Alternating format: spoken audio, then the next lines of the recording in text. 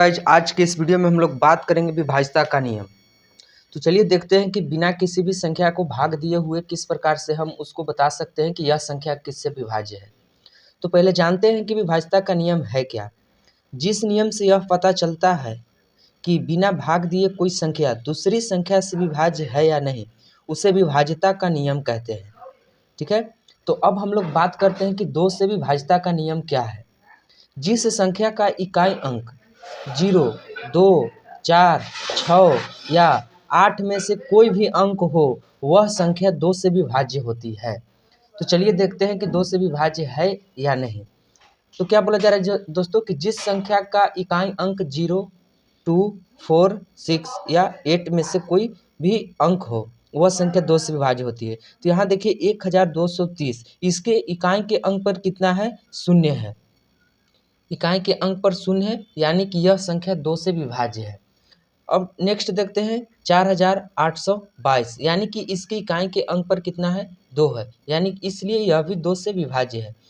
3576, इसके इकाई के अंक पर कितने हैं दोस्तों? तो 6 है, तो यानी कि यह भी 2 से विभाज्य है। इसी प्रकार से इसमें देखिए 6854, यानी कि यह भी क्या है दोस्तों? इसकी इकाई के अंक पर कितना है? 4 है, यानी कि इसलिए यह भी 2 से विभाज्य है। एक देखते हैं एग्जाम्पल 7029, मतलब कि इसकी इकाई के अंक कितना है? यानी कि 9 है, यानी कि 0, 2, 4, 6 या 8 को छोड़कर के कोई दूसरी संख्या रहेगी तो वह 2 से विभाज्य नहीं होगी। यानी कि ये जो संख्याएं लिखी हुई है 8253, 2425 आदि संख्याएं 2 से विभाज्य नहीं होगी। यानी कि इकाई के स्थान पर क्या दोस्तों? 0, 2, 4 या 6, 8 को छोड़कर कोई दूसरी संख्याएं रहेंगी तो वह 2 से विभाज्य नहीं होंगे। इस प्रकार से 2 से विभाज्यता का नियम खत्म होता है। अब हम लोग बात करते हैं कि 3 से विभाज्यता का नियम क्या है। ठीक है दोस्तों, तो चलिए देखते हैं। जिस संख्या के अंकों का योगफल 3 से विभाज्य हो वह संख्या 3 से विभाज्य होती है। जैसे देखते हैं 126, इसके क्या करना है दोस्तों कि अंकों का योगफल देखना है। तो 1 + 1 + 2 + 6, यानी कि इसका योगफल कितना आ रहा है? 9, यानी कि 3 का पहाड़ा में 9 आता है, यानी कि यह संख्या 3 से विभाज्य है। इसलिए 126 3 से विभाज्य है। नेक्स्ट देखते हैं 456, इसके अंकों का योग जोड़ लेते हैं। यानी 4 + 5 + 6, इसका अंकों का योगफल कितना आता है? 15 आता है। यह भी 3 से विभाज्य है, यानी कि 456 जो है वह 3 से विभाज्य है। नेक्स्ट एग्जाम्पल देखते हैं 3467, इसके अंकों का योगफल जोड़ करके देखते हैं। 3 + 4 + 6 + 7 + = कितना आ गया? 20 आ गया, यानी कि यह 3 से विभाज्य नहीं है। इसलिए यह जो संख्या है 3467 यह 3 से विभाज्य नहीं होगी। इस तरीका से 3 से विभाज्यता का नियम समाप्त होता है। अब हम लोग देखते हैं 4 से विभाज्यता का नियम क्या है। ठीक है दोस्तों, देखते हैं। जिस संख्या में इकाई और दहाई अंकों से बनी संख्या 4 से विभाज्य हो या इकाई और दहाई अंक के स्थान पर 0 हो वह संख्या 4 से विभाज्य होती है। एग्जाम्पल देखते हैं, जैसे 6540, इसके क्या बोला जा रहा है कि इकाई और दहाई से अंकों से बनी संख्या, इकाई के स्थान पर 0 और दहाई के अंक पर क्या है दोस्तों? स्थान पर 4 है, यानी कि इससे जो संख्या बन रही है वह संख्या 4 से विभाज्य है, यानी कि 4 का में 40 आता है। इसलिए यह जो संख्या होगी 6540 यह 4 से विभाज्य है। नेक्स्ट देखते हैं 4732, इसकी इकाई और दहाई के अंकों से बनी संख्या यानी कि 32 है, यह भी 4 से विभाज्य है। इसलिए 4732 4 से विभाज्य है। 53800, इसमें इकाई और दहाई के अंकों से मिलकर के जो संख्या बन रही है 0 है, यानी कि क्या रहना चाहिए? 0 भी रहना चाहिए, तो वो क्या होगी? संख्या 4 से विभाज्य होगी। 36817, इसके इकाई और दहाई के अंकों से मिलकर के जो संख्या बन रही है वो 4 से विभाज्य नहीं है, इसलिए यह जो संख्या होगी वह 4 से विभाज्य नहीं होगी। इस प्रकार से 4 से विभाज्यता का नियम समाप्त होता है। अब हम लोग देखते हैं 5 से विभाज्यता का नियम। जिस संख्या का इकाई अंक 0 हो या 5 हो वह संख्या 5 से विभाज्य होती है। जैसे 3570, इसकी इकाई के अंक पर कितना है? 0 है, इसलिए यह जो संख्या होगी 3570 यह क्या है दोस्तों? 5 से विभाज्य है। नेक्स्ट देखते हैं 7865, यानी कि इसके इकाई के अंक पर कितना है? 5 है, इसलिए यह जो संख्या होगी 7865 वह 5 से विभाज्य है। नेक्स्ट देखते हैं 5867, इसके इकाई के स्थान पर कितना है 7 है, यानी कि 0 और 5 नहीं है, इसलिए जो संख्या है 5 से विभाज्य नहीं है। इस प्रकार से 5 से विभाज्यता का नियम समाप्त होता है। अब हम लोग देखते हैं 6 से विभाज्यता का नियम। जो संख्या जो संख्या 2 और 3 दोनों से विभाज्य हो वह संख्या 6 से विभाज्य होती है। कहा जा रहा है दोस्तों कि जो संख्या 2 और 3 दोनों से विभाज्य होगा वही संख्या 6 से भी विभाज्य हो गया। जैसे देखते हैं 12, यह क्या है दोस्तों 2 और 3 दोनों से विभाज्य है, इसलिए यह जो संख्या है 6 से भी विभाज्य होगा। नेक्स्ट देखते हैं 36, यह 2 से भी विभाज्य है और 3 से भी विभाज्य है, इसलिए यह जो संख्या होगी 36 यह 6 से भी विभाज्य होगी।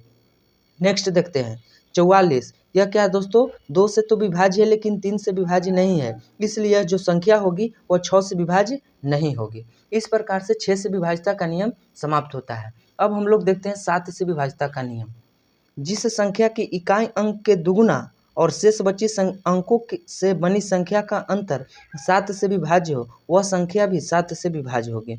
जैसे देखते हैं 371, इसकी इकाई के अंकों का दुगुना यानी कि 1 गुने 2 और बची संख्या का क्या शेषफल 7 से विभाज्य होना चाहिए। बची संख्या कितना हो गया 37, इसका जब क्या कर रहे हैं शेषफल जो आया हमको क्या हुआ अंतर हुआ वह 35 हुआ, इसलिए जो क्या है संख्या है 7 से डिवाइड है, इसलिए जो संख्या हमारा है 371 वो भी 7 से विभाज्य होगा। नेक्स्ट देखते हैं 812, यानी कि बोला जा रहा है कि इकाई के अंकों का दुगुना यानी कि 2 का दुगुना और बची संख्या का अंतर 7 से विभाज्य होना चाहिए। तो बची संख्या हमारा कितना हो जाएगा 81 यानी कि 81, इसका जो क्या होगा अंतर आएगा वो 77 आएगा यानी 77। तो यह संख्या क्या है 7 से विभाज्य है, इसलिए 812 7 से विभाज्य है। नेक्स्ट देखते हैं 334, इकाई के अंकों का दुगुना, इकाई का अंकों का दुगुना हो गया और बची संख्या का अंतर कितना है दोस्तों 85 यानी कि 85, यह जो संख्या है आपका 7 से विभाज्य नहीं है, इसलिए 934 7 से विभाज्य नहीं है। इस प्रकार से 7 का विभाज्यता का नियम समाप्त होता है।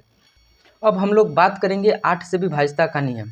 जिस संख्या में इकाई, दहाई और सैकड़े अंकों से बनी संख्या 8 से विभाज्य हो या इकाई, दहाई और सैकड़ा के स्थान पर शून्य हो वह संख्या 8 से विभाज्य होती है। एग्जाम्पल देख लेते हैं 5,52,184, इसके इकाई, दहाई और सैकड़ा के अंकों को हमको देखना है। तो इकाई, दहाई, सैकड़ा, इसका जो आया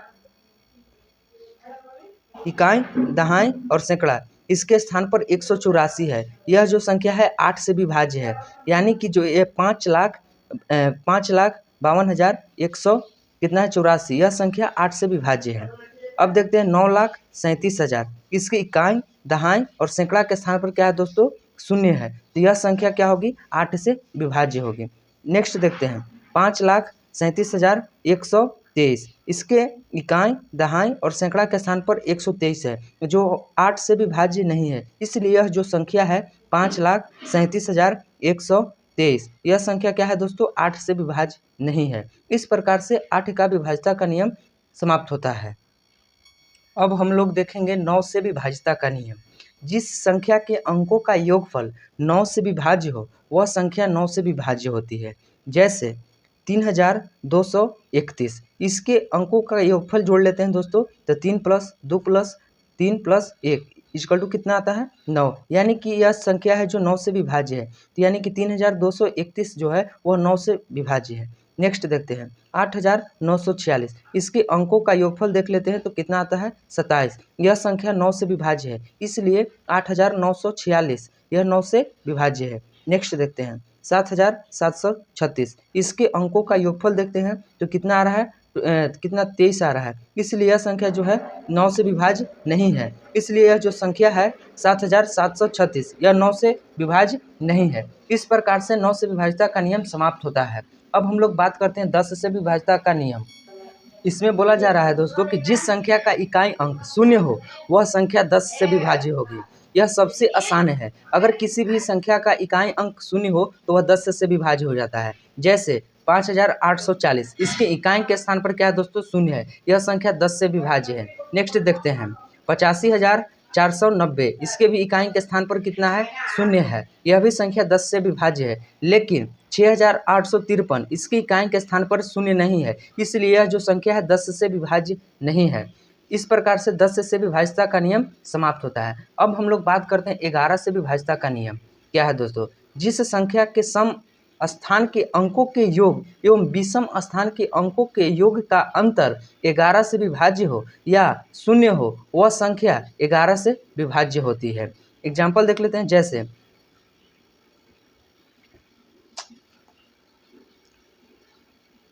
49,526।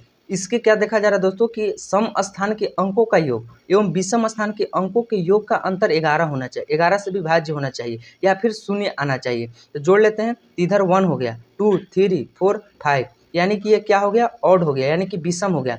तो पहले लिख लेते हैं सम संख्या, यानी कि सम संख्या के स्थान पर कौन आ रहा है? 2 और 9 आ रहा है। 2 और 9 को जोड़ लिए, माइनस विषम संख्या का अंतर, योग का अंतर कितना रहा? -4। इसलिए यह जो संख्या है 11 से विभाज्य नहीं है। नेक्स्ट देखते हैं 1,90,817। इसके सम संख्या के स्थानों का योग माइनस विषम संख्या के स्थानों का योग इक्वल टू कितना रहा? -22, यानी कि यह जो संख्या है 11 से विभाज्य है। यानी इस प्रकार से 1,90,817 यह 11 से विभाज्य है। तो दोस्तों आप ज़रूर बताइएगा कि आपको यह वीडियो कैसा लगा हो। अगर वीडियो अच्छा लगा होगा तो वीडियो को लाइक करिएगा, चैनल को सब्सक्राइब करिएगा तथा बेल घंटी को दबाना ना भूलेगा।